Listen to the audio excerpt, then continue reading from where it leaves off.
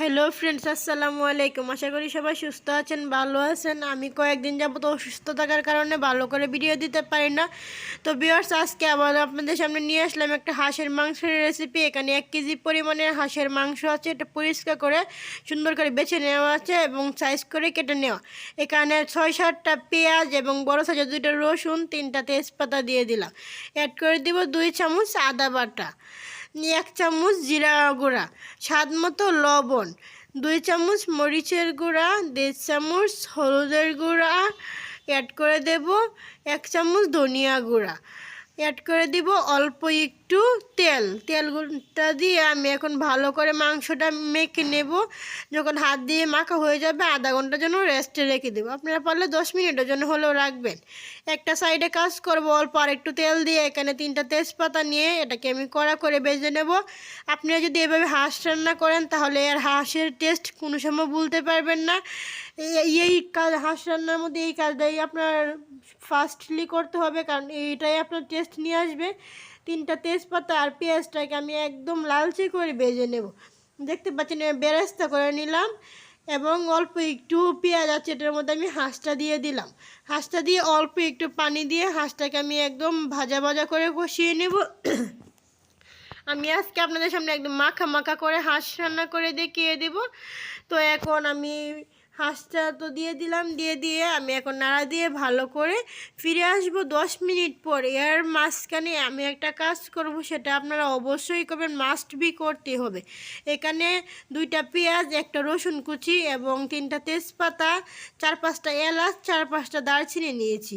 আমি এইগুলোকে একদম শিলপাটায় একদম মিহি করে বেটে নেব। অবশ্যই এটা শিলপাটায় বাটবেন, ব্লেন্ডারে ব্লেন্ড করলে এলাচ দারচিনিটি ভালো করে ব্লেন্ড হবে না। পারলে আপনারা পানি দিয়ে বাটতে পারেন যদি অসুবিধা হয়। 10 মিনিট পরে ফিরে আসলাম। 10 মিনিট পরে দেখতে পাচ্ছেন হাঁসের কালারটা একদমই চেঞ্জ হয়ে গেছে। দিনের আবহাওয়ার কারণে হাঁসের কালারটা এমন দেখা যাচ্ছে, না হয় আরও অনেক, মানে মোবাইল থেকে বাস্তবে আরও বেশি ভালো লাগছে। তো এখন আমি হাঁসটাকে ভালো করে কষিয়ে নেব। যত আপনারা ভালো করে হাঁসটাকে ভাজা ভাজা করে কষাতে পারেন, হাঁসের মধ্যে কাঁচা যে একটা ফ্লেভার আছে সেটা থাকবে না এবং হাঁসটাকে তো অনেক অনেক বেশি মজাদার হয়। এভাবে হাঁসের একটা ভিডিও দেওয়া আছে, কিন্তু ওটা ভালো করে দেখাতে পারি নাই, তাই আমি আজকে আপনাদের সামনে আমি নিজেই তুলে ধরলাম আজকের এই হাঁসের মাংসের ভিডিও। তো দেখতে পাচ্ছেন কত সুন্দর চকচকে মকমকে দেখা যাচ্ছে। আপনারা এভাবে আর ট্রাই করবেন। সেম রেসিপি ফলো করে যদি আপনারা একবার হাঁস রান্না করেন, গরুর মাংস, মুরগির মাংস, খাসির মাংস সব থেকে আপনারা এই হাঁসের মাংসটাকে বেশি মনে করবেন, প্রাধান্য দিবেন, কারণ এভাবে হাঁসের মাংস রান্না করলে হাঁসের মাংসটা অনেক অনেক বেশি মজাদার হয়। তো ভিউয়ার্স, দিনের আবহাওয়ার কারণে আমি তো বলছি একবার, দিনের আবহাওয়া যখন কালার যখন চেঞ্জ হয় আমার মাংসের কালারটাও চেঞ্জ দেখা যাচ্ছে। তো আপনারা সম্পূর্ণ ভিডিও দেখেন, এভাবে রান্না করেন, হাঁসটা অনেক অনেক বেশি মজাদার হয়। হাঁসটাকে আমি একটু ভালো করে সময় নিয়ে কষিয়ে নেব। তো একদম পানি ছাড়া একদম মিডিয়াম টু লো আছে আমি হাঁসটাকে ভালো করে কষিয়ে নিলাম। তো এখন আমার ভালো করে কষিয়ে নেওয়া হয়ে গেছে। এই পর্যায়ে আমি অ্যাড করে দেব পানি। আমি অতিরিক্ত পানি দেব না, কারণ আমি যে হাঁসটাকে কষাতে কষাতে একদম নরম হয়ে গেছে। এখন আমি এই পর্যায়ে একটা কাজ করব কি, এখন ঢাকনা দিয়ে ডেকে আমি ফিরে আসবো আরও 10 মিনিট পর। তো দেখতে পাচ্ছেন আমি 10 মিনিট পর ফিরে আসলাম। এই পর্যায়ে কিন্তু অনেকটাই ঝোল আছে। এখন কি করব, আগে থেকে বেটে রাখা পেঁয়াজ, রসুন, এলাচ, দারচিনি, তেজপাতার মিশ্রণটা দিয়ে দেব।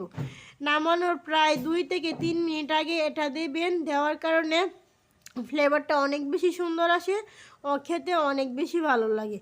তো এটাকে দিয়ে আমি ভালো করে মিশিয়ে নিলাম। এ পর্যায়ে জালটা একদমই অফ আছে। তো আমি দেখিয়ে দিচ্ছি আপনাদেরকে হাঁসের কালারটা কতটুকু সুন্দর এবং পারফেক্টভাবে তৈরি হয়েছে। এই পর্যায়ে ঝোলটা একদমই গাঢ় আছে। আপনারা সেম এভাবে একবার হলেও বাসায় ট্রাই করবেন। হাঁসের মাংস খেতে অনেক অনেক বেশি ভালো লাগে। তো ভিউয়ার্স, অবশ্যই দেখতে পাচ্ছেন হাঁসের মাংস কালারটা মাশাআল্লাহ অনেক বেশি সুন্দর দেখা যাচ্ছে। আপনারা অবশ্যই কমেন্ট করে কমেন্ট বক্সে জানাবেন কার কার কাছে এই রেসিপিটা ভালো লাগলো। তো এখন আমি আপনাদেরকে পরিবেশন করে দেখিয়ে দেবো আজকের এই হাঁসের মাংসের রেসিপি। 10 মিনিট পরে এর লুকটা একদমই চেঞ্জ হয়ে যাবে, একদমই অনেক সুন্দর কালার আসবে। তো এখন ফিরে আসবো আবার 10 মিনিট পর। 10 মিনিট পর দেখতে পাচ্ছেন কালারটা একদমই অসাধারণ, অনেক বেশি সুন্দর হয়েছে। তো আপনারা যদি এভাবে বাসায় একবার হলেও হাঁস রান্না করেন, আপনারা বারবার হাঁস খেতে চাইবেন।